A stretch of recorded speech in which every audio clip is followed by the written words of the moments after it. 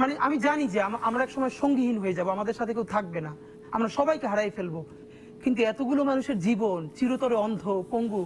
এটা আমি অনেকবার বলছি, ঢাকা বিশ্ববিদ্যালয়ের মসজিদ থেকে নামাজ পড়ে বেরোচ্ছি, টিআরটি ওয়ার্ল্ড একটা ছেলেকে ইন্টারভিউ করবে জুলাইয়ের আহত, তা আমাকে দেখে ওরা কথা বলতেছে, তখন ছেলেটা শুনতেছে যে আমি এসছি, ও কোরআনের হাফেজ, মনে হয় 21 না 22 বছরের, 2 চোখ চিরতরে হারাই গেছে, আলো ফিরবে না। তা আমার কাঁধে হাত রেখে বললো কি যে হাদি ভাই আমার সপ্তাহখানেকের জন্য আমার একটা চোখে একটু আলো ফিরিয়ে দেওয়া যায়।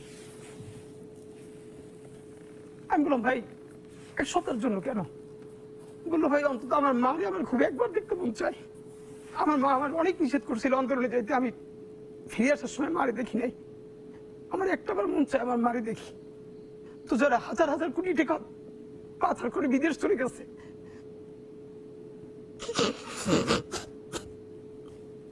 একটু সুন্দর ব্যবস্থা করেন।